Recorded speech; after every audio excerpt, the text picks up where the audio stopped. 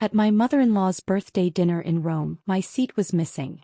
My husband chuckled, "Oops, guess we miscounted." As the family laughed, I calmly said, "Seems I'm not family," and walked out. 30 minutes later, they discovered I'd cancelled the entire event. Venue, catering, everything. Their faces turned ghostly white. "Seems I'm not family," I said, my voice steady despite the earthquake happening inside my chest. The words hung in the air of that exclusive Roman restaurant as 12 pairs of eyes stared back at me with expressions ranging from shock to poorly concealed satisfaction. My husband Sean's light chuckle as he'd said, "Oops, guess we miscounted," still echoed in my ears as I turned and walked away from the table where there was no chair for me. The humiliation burned through my veins as I exited the restaurant, but not a single tear fell. Instead, I felt an eerie calm take over as I pulled out my phone and opened the event management app I'd built my career on. I had 30 minutes before they'd realize what I was doing, and that was more than enough time. Before we begin, I want to take a moment to thank each of you for being part of this incredible journey. Sometimes the most powerful moments come when we finally recognize our worth. If you've ever felt like an outsider looking in, this story might resonate with you. Before we witness Anna's journey from Boston's premier event planner to a woman reclaiming her dignity in Rome, hit subscribe to join our community of readers who appreciate stories of self-discovery and unexpected strength. Now, let's step behind the curtain of a marriage built on appearances. My name is Anna Morgan Caldwell. 5 years ago, I was just Anna Morgan, the founder of Elite Affairs, Boston's most sought-after event planning company. I'd built my business from the ground up after putting myself through business school. Every elegant gala, every perfectly executed corporate gathering, every society wedding in Boston had my invisible fingerprints all over it. My reputation for discretion, attention to detail, and ability to pull off the impossible had made me the go-to planner for the city's elite. That's how I met Sean Caldwell at the charity gala I organized for the Boston Children's Hospital. Tall, with perfectly coiffed dark hair and a smile that crinkled the corners of his eyes, Sean had the easy confidence of someone who'd never worried about money. He was charming in that practiced way of men born into privilege, but there was something genuine in his interest in my work. "So you're the wizard behind all this?" he'd asked, gesturing to the transformed ballroom of the Four Seasons. "My mother has been trying to figure out who to hire for her charity function next month. I think I just found her answer." One job led to another, and soon I was regularly planning events for the Caldwell family. The Caldwells were Boston aristocracy with old money that traced back to shipping and railroads. They had that particular brand of wealth that didn't need to show off. It was evident in the subtle quality of everything they owned, the ease with which they navigated their world. Our romance began 6 months after I started working for his family. Sean pursued me with the same determination he brought to his work at the family's investment firm. There were warning signs, of course. The way his mother, Eleanor, looked at me with barely concealed disapproval when Sean first introduced me as more than his event planner. The casual comments about my humble beginnings. The surprise in people's voices when they discovered I was dating a Caldwell. "You've done well for yourself," Eleanor had said during our first dinner together as a couple, her smile not reaching her eyes. "Self-made success is so American." I ignored these signs because I was falling in love with Sean. He seemed different from his family, more open-minded, less concerned with lineage and status. When he proposed 11 months after our first date, I said yes despite the nagging feeling that I was entering a world that would never truly accept me. The wedding was, naturally, the social event of the season. I planned much of it myself, unable to trust another planner with my own wedding. Eleanor had opinions about everything. The venue wasn't traditional enough, the menu too adventurous, the guest list missing key society names. I compromised where I could, held firm where it mattered to me. Sean played peacemaker, but I noticed he rarely contradicted his mother directly. After the wedding, the undermining became more systematic. Despite using my company for their events, the Caldwells constantly questioned my decisions, changed plans last minute, and took credit for my ideas. At family gatherings, my opinions were solicited then dismissed. My background in event planning was treated as a charming hobby rather than a successful business. "Anna has such a good eye for these things," Eleanor would say to her friends, patting my hand condescendingly. "It's almost like having a personal party planner in the family." Sean never defended me. He'd shrug and tell me later that's just how his mother was, that I shouldn't take it personally. But it was personal, and it got worse as the years passed. The opportunity to plan Eleanor's 70th birthday in Rome should have been my crowning achievement.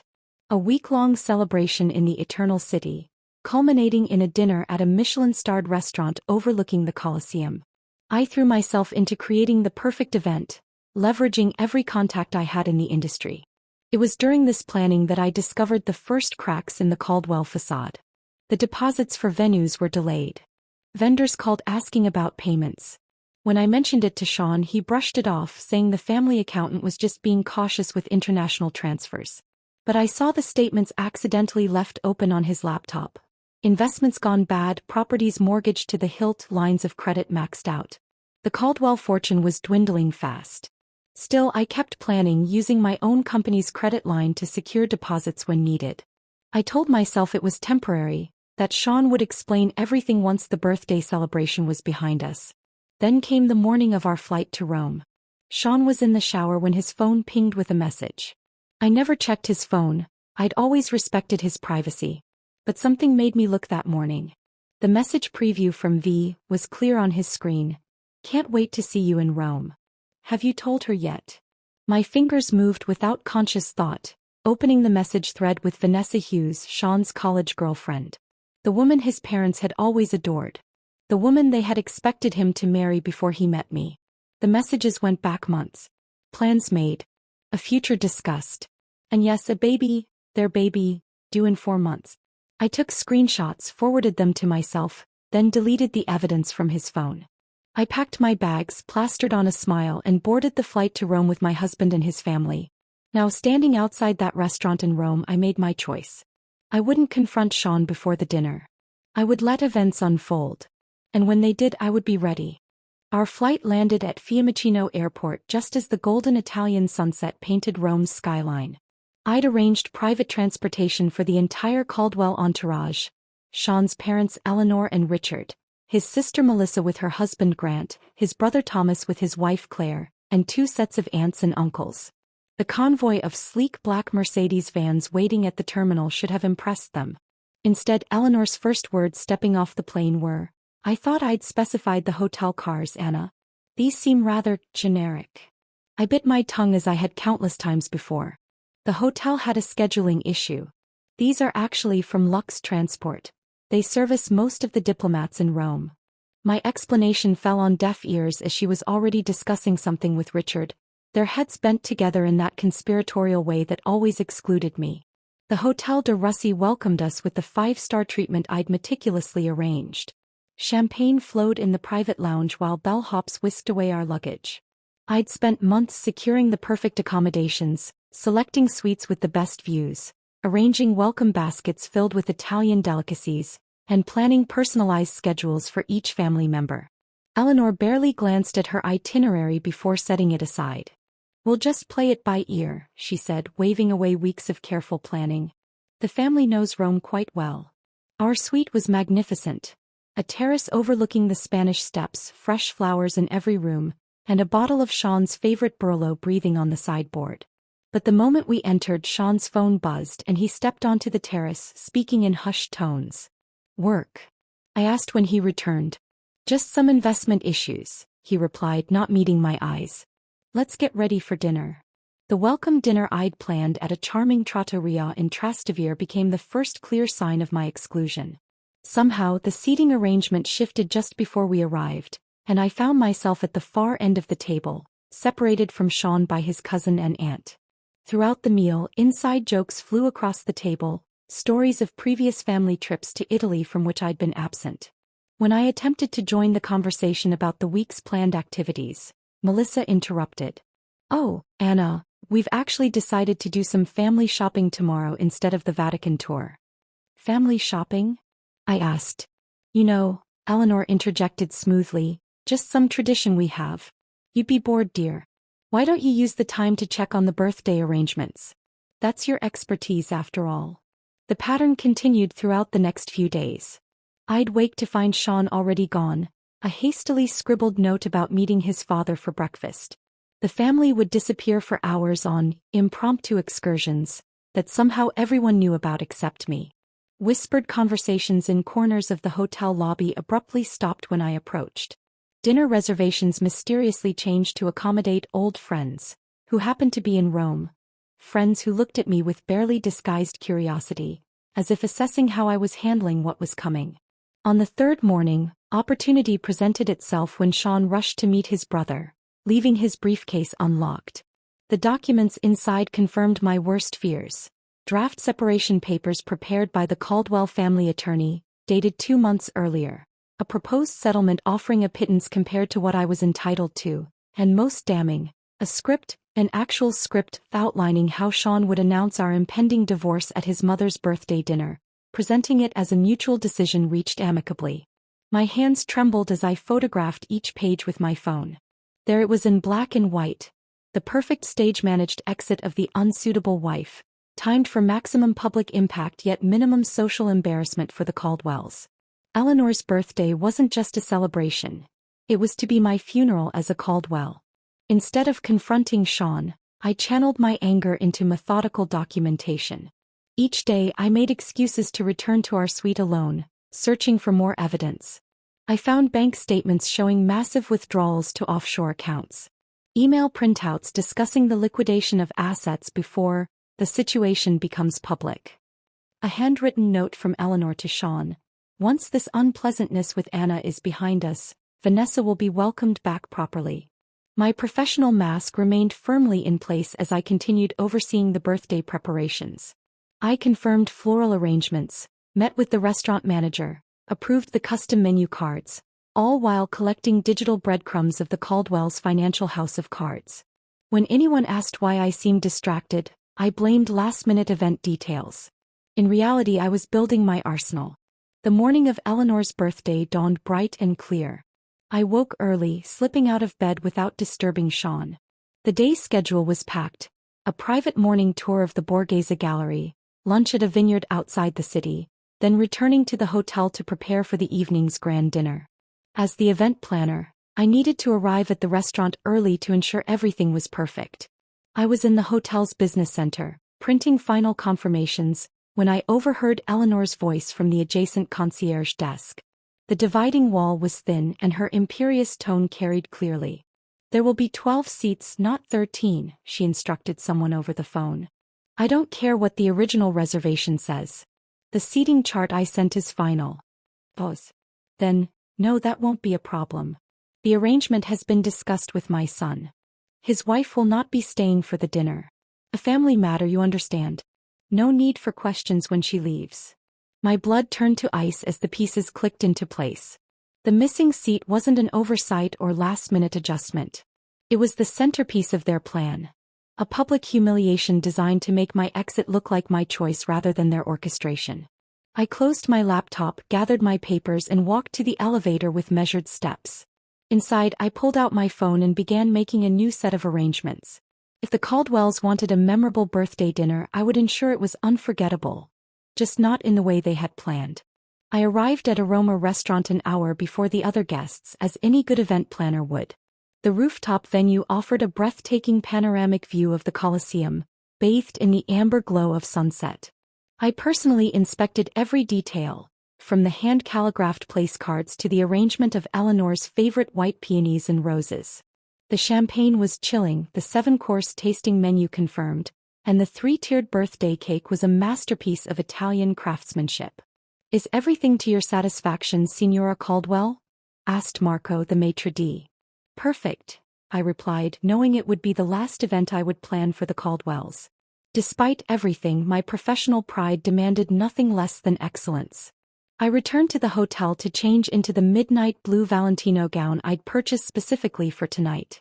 As I applied my makeup with steady hands, I studied my reflection. 5 years of trying to fit into a world that was determined to reject me had taken its toll, but not in the way the Caldwells might have hoped. Instead of breaking me, they had hardened my resolve. The Caldwell family had arranged to meet in the hotel lobby before departing together for the restaurant. I arrived precisely on time to find them all waiting, Eleanor resplendent in vintage Chanel, her diamond necklace catching the light. Sean's eyes widened slightly when he saw me, perhaps remembering what had attracted him to me in the first place. or perhaps calculating how soon he could be free of me. "Anna, darling, you look lovely," Eleanor said, air-kissing near my cheeks. "We're just waiting for the cars." The drive to the restaurant was short, filled with artificial chatter about the day's activities from which I'd been excluded. As we ascended in the elevator to the rooftop, Sean placed his hand at the small of my back, a gesture that once felt intimate but now seemed performative for the benefit of the elevator attendant. The doors opened to reveal the stunning terrace I had designed, transformed into an elegant dining space under the stars. The Colosseum stood illuminated against the night sky, a testament to both grandeur and the inevitable fall of empires. How fitting. Eleanor entered first, greeted with enthusiastic applause from waiting family members. One by one, everyone moved toward the large round table I had specified, a table that should have seated 13. I followed behind Sean, who moved purposefully toward his assigned seat next to his mother. I approached the spot where my place card should have been, only to find nothing. No chair, no place setting, no acknowledgement that I existed. For a moment I stood frozen, the perfect tableau of confusion. Around me, conversations continued as everyone settled into their seats, studiously avoiding my gaze. The wait staff, who had confirmed the seating with me just hours earlier, looked uncomfortable but remained silent. "Is something wrong?" Eleanor asked innocently, her voice carrying just enough to draw everyone's attention. "There seems to be a mistake," I said, my voice calmer than I felt. "My place setting is missing." The meticulously choreographed scene unfolded exactly as they had planned. Furrowed brows. Exchanged glances. Sean half rising from his chair, a performance of concern that never reached his eyes. "That's odd," Melissa said, examining the table. "Did someone count wrong?" Richard cleared his throat. Perhaps there was a miscommunication with the restaurant staff. Then came Sean's line, delivered with a practiced casualness that made my skin crawl. He chuckled, and said, "Oops, guess we miscounted." The family laughed, not uproariously, that would be too obvious, but with the gentle amusement of people sharing an inside joke. In that moment I saw it all with perfect clarity. The calculated humiliation, the public setting chosen to prevent a scene, the groundwork for stories they would tell later about poor Anna, who couldn't handle the pressure of Caldwell family life. My gaze moved slowly around the table, taking in each face. Eleanor, triumphant behind her birthday smile. Richard, uncomfortable but complicit. Melissa and Thomas, enjoying the spectacle. Their spouses, aware enough of the cruelty to look slightly ashamed but not enough to object. And Sean, my husband, the man who had once promised to stand by me against the world, watching me with detached curiosity, like a scientist observing an experiment. I could have created a scene. I could have demanded a chair, exposed their plan in front of the waitstaff, made the kind of public display that would live in family lore for generations. That's what they expected, what they had prepared for. Eleanor would comfort Sean over his unstable wife, and the divorce narrative would write itself. Instead, I straightened my shoulders, lifted my chin, and delivered the line that would begin my reclamation of power. "Seems I'm not family." 4 words. Simple. Devastating in their truth. The smiles faltered. Sean's expression shifted from smugness to uncertainty. I had departed from their script. "I'll see myself out," I added, turning away with the dignity that had been my armor throughout my marriage. "Anna, don't be dramatic," Sean called after me, another line from their playbook. "We can fix this." I didn't respond. I walked through the restaurant, nodding politely to the staff who had witnessed my humiliation. In the elevator I finally allowed myself a deep breath, then another. By the time I reached the street my hands had stopped shaking. A small cafe across from the restaurant offered the perfect vantage point. I ordered an espresso and pulled out my phone. This was the moment I'd prepared for. The 30 minutes of freedom while the Caldwells congratulated themselves on their successful ejection of the unsuitable wife. First, I sent a prepared email to Marco, the restaurant manager, with instructions that had been agreed upon as a surprise contingency, a common practice in high-level event planning. Attached was proof of my authority as the account holder and event coordinator, along with confirmation of immediate payment reversal. Next came the calls, to the vineyard scheduled for tomorrow's lunch, the private Vatican guide for the following day, the yacht captain for the Amalfi Coast excursion, the villa in Tuscany for the final weekend. One by one, I canceled everything, transferring the deposits I'd made with my own company's credit line back to my business account. With each cancellation, I felt lighter. The emails from Sean began arriving. First annoyed, then confused, then increasingly desperate as my tactics became clear. I ignored them all. 28 minutes after I had walked out of the restaurant, I finished my espresso and paid the bill. It was time for the final act. I stood, smoothed my Valentino gown, and walked back across the street to witness the moment when Eleanor Caldwell's perfect birthday celebration crumbled around her. I entered Aroma Restaurant through the service entrance, a route I had familiarized myself with during my earlier inspection. Marco, the restaurant manager, met me with a concerned expression. "Signora Caldwell, are you certain about this? It is most unusual." "I'm absolutely certain, Marco. And I appreciate your discretion." I handed him a sealed envelope. "This contains proof of the payment reversals and the cancellation of my company's guarantee for tonight's expenses. As we discussed, the Caldwells will need to provide a new method of payment to continue their dinner." Marco nodded solemnly. In the events world, relationships were everything. I had worked with Marco on 3 previous occasions for other Boston clients visiting Rome. He owed me favors, and while he might find my request peculiar, professional courtesy dictated he comply. "When should I inform them?" he asked. "I'll text you in exactly 5 minutes. I'd like to observe from somewhere discreet." He guided me to a small alcove near the kitchen entrance with a perfect view of the Caldwell table. They were in the middle of toasting Eleanor, champagne flutes raised high, faces glowing with self-satisfaction. The first course had just been served, the imported Ostra caviar that Eleanor had specifically requested. It had been almost too easy to dismantle Eleanor's birthday week. Most high-end vendors in the hospitality industry operate in a network of mutual trust and references. As the event planner who had made all the arrangements and whose company credit line secured the deposits, I had the authority to make changes. The digital trail of emails, contracts, and payment authorizations all bore my name and signature, not Eleanor's or Sean's. My phone vibrated. A new message from Sean. "Anna, where are you? Stop being childish and come back." Then another, "Mother is upset. You're embarrassing yourself." I didn't respond. Instead, I texted Carmen at the Villa Borghese where the family was scheduled to stay for the Tuscany leg of the trip. Carmen confirmed the cancellation and wished me well, adding that my substantial tip to her staff would be refunded separately to my business account.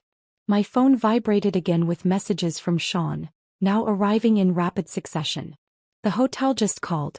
They said our reservation for tomorrow night is cancelled. What are you doing? Anna, this is ridiculous. Call me immediately. This is not funny. Fix this now." I texted Marco, "You may proceed." From my hidden vantage point, I watched as Marco approached the table with 2 other staff members. He leaned down to speak quietly to Richard, who was seated at the head of the table opposite Eleanor. The family continued eating, initially paying little attention to the interruption. Richard's expression changed first, from polite interest to confusion, then alarm. He pulled out his wallet, speaking more animatedly to Marco.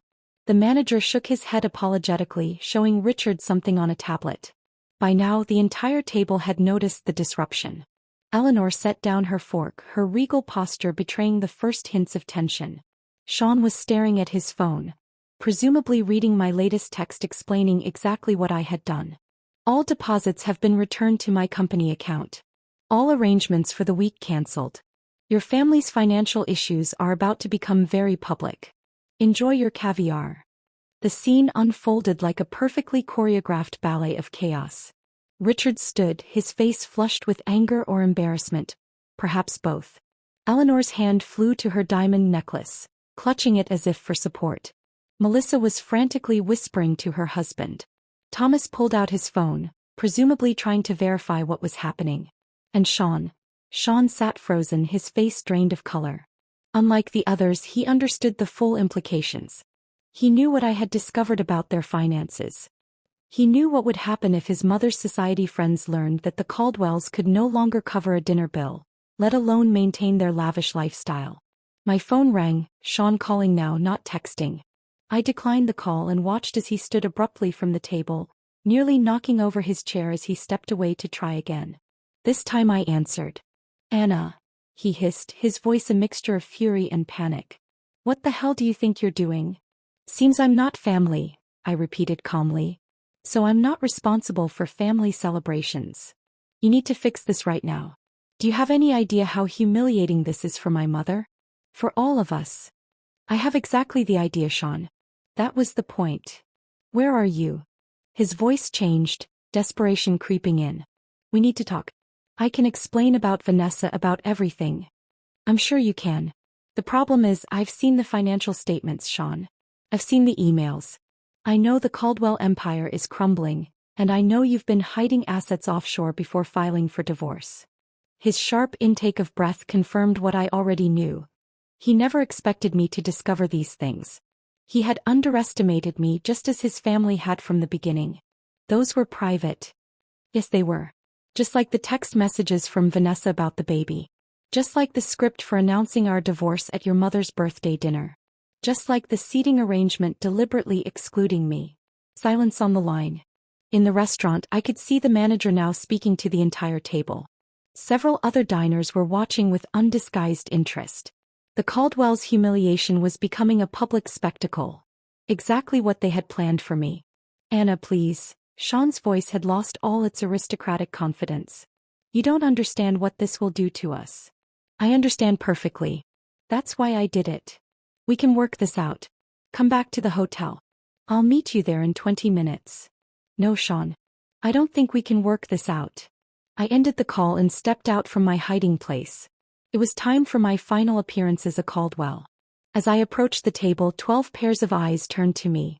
Some angry, some fearful, all disbelieving. Eleanor spoke first, her voice shaking with fury. How dare you ruin my birthday? I smiled, feeling a strange sense of calm. I learned from the best, Eleanor. After all, isn't this exactly what you planned for me? A public humiliation? An orchestrated exit? The only difference is I changed the ending. Richard stood. This is outrageous.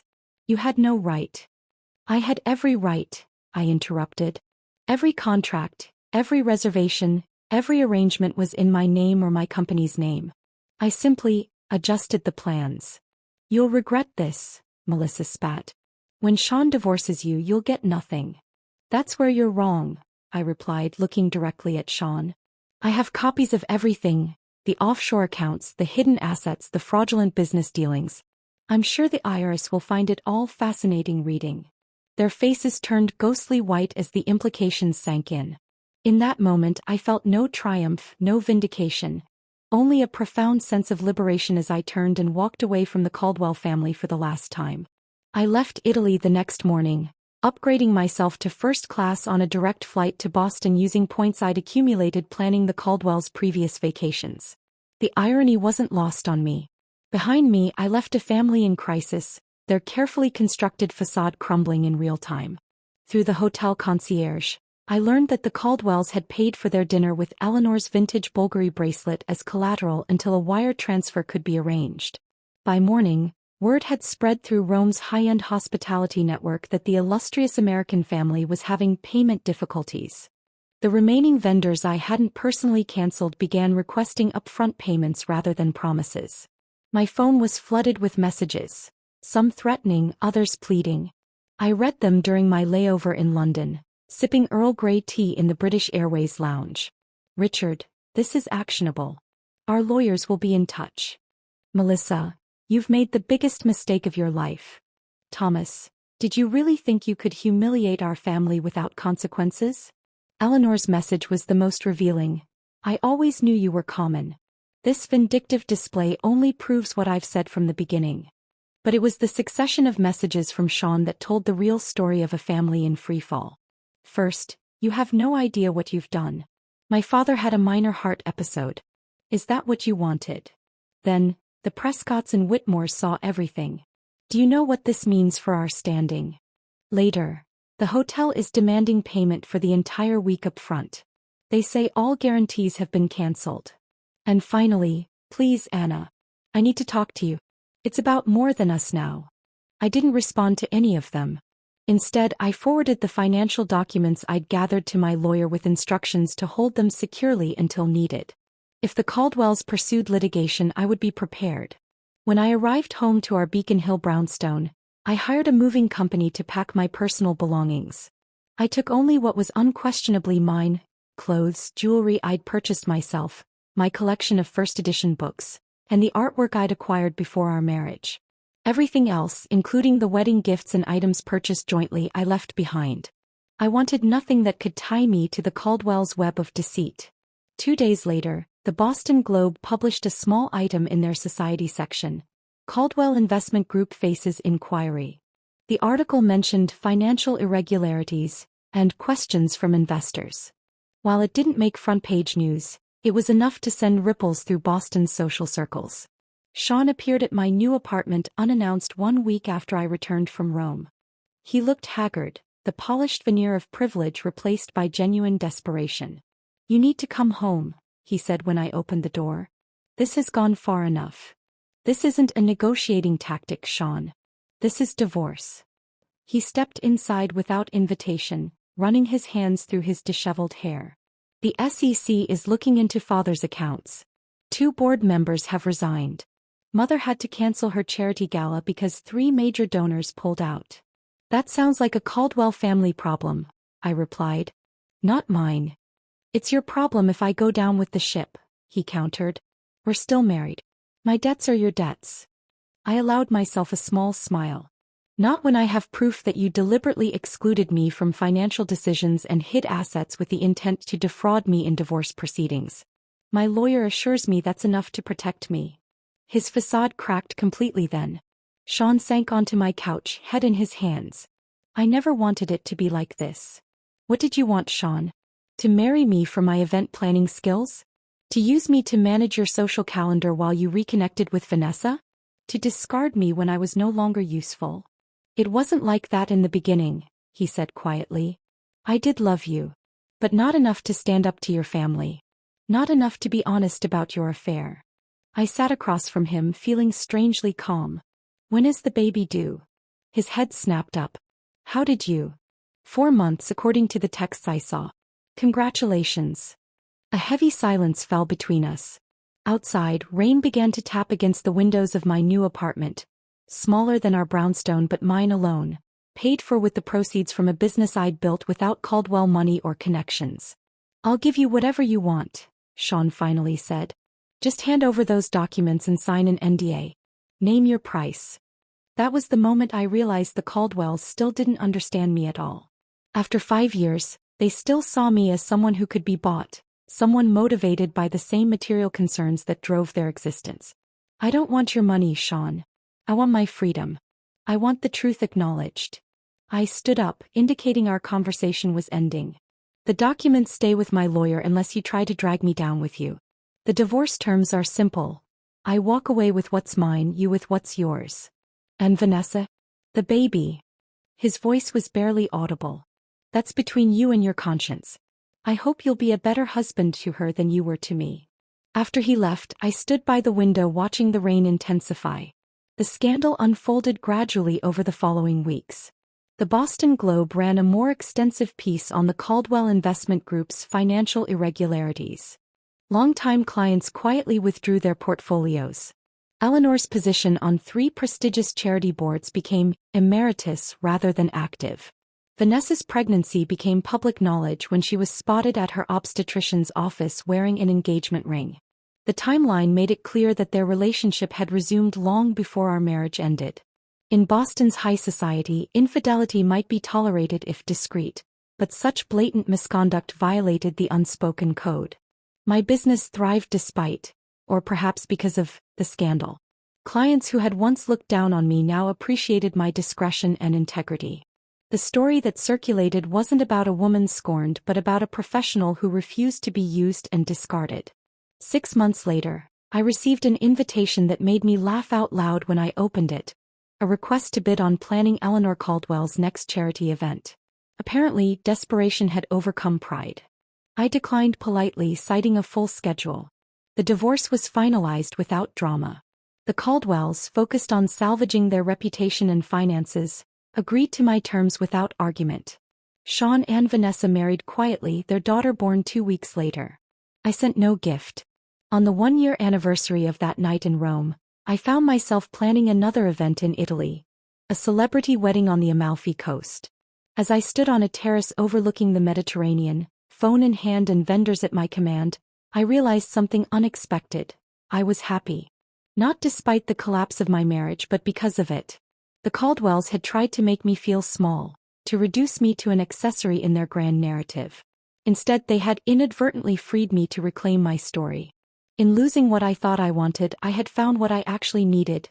Not acceptance from a family determined to reject me, but the courage to reject a life built on appearances. I raised my glass to the setting sun, toasting the missing chair that had shown me exactly where I belonged.